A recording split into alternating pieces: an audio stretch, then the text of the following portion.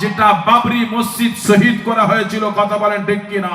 কেননা পৃথিবীর জমিনে এটা নজির ইতিহাস হয়ে রয়েছে যে বাবরি মসজিদ ছিল, সেই জায়গায় জোর করে বাবরি মসজিদকে ভেঙে রাম মন্দির বানানো হয়েছে। এটা আমাদের ইতিহাসে লেখা থাকবে। কিন্তু আমাদের পূর্বপুরুষ যারা, আমাদের প্রজন্ম যারা আসবে, সবাইকে আমরা বলে যাব যে বাবরি মসজিদ আমাদের ছিল, ওই জায়গায় রাম মন্দির ছিল না। মানুষের রায়ের উপরে পার্লামেন্ট একটা রায় দিয়েছে যে হ্যাঁ, ওখানে রাম মন্দির ছিল, বাবরি মসজিদ ভেঙে রাম মন্দির করো। কিন্তু পৃথিবীর ইতিহাস আজও সাক্ষী যে ওখানে বাবরি ছিল, মন্দির ছিল না রাম। আজও বাবরি মসজিদের শিলান্যাস আল্লাহ পাক আমাদের মুসলিম ভাই হুমায়ুন কবিরের দিয়ে আল্লাহ পাক করে দেখিয়ে দিয়েছেন। কথা বলেন ঠিক কিনা? কথা বলেন ঠিক কিনা?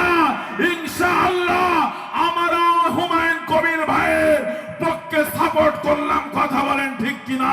কেননা হুমায়ুন কবির ব্যক্তির দিকে নয়, আমরা আল্লাহর ঘর মসজিদ বানানোর জন্য সে উদ্যোগ নিয়েছে। আমরা বাবরি মসজিদের পক্ষে আমরা রয়েছি। কথা বলেন ঠিক কিনা? সকলে তাকবীর দেন, নারে তাকবীর, নারে তাকবীর। আমার ভাইয়েরা শুনে রেখে দাও, বর্তমান পরিস্থিতি মুসলমানদেরকে কোণঠাসা করার পরিকল্পনা, কখনো মসজিদের আযানকে নিয়ে কটাক্ষ, কখনো কোরআনকে নিয়ে কটাক্ষ। শুনে রেখে দাও, জেনে রেখে দাও, পৃথিবীর জমিনে নজির রয়েছে। সাদ্দাত, হামান, কারণ নমরুদ বিরোধিতা করেছিল, তারা মিটে গিয়েছে। মক্কার জমিনে উতবা, সাইবা, আবু লাহাব বিরোধিতা করেছিল, মিটে গিয়েছে। মোস্তফা জানে রহমতের জয়ী হয়েছে।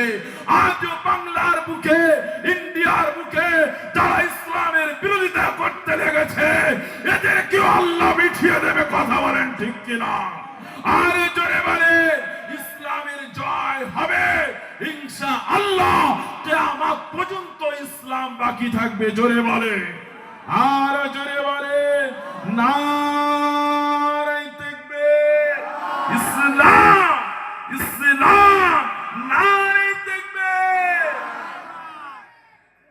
কি গো মুসলমানরা কামান ফাঁসির মঞ্চে দাঁড়িয়ে মৃত্যু দেখে না, মুসলমানরা ফাঁসির মঞ্চে দাঁড়িয়ে নবীর আশিকেরা তারা নবীর দিদার দেখে। জোরে বলে, আরো চিল্লে হবে না?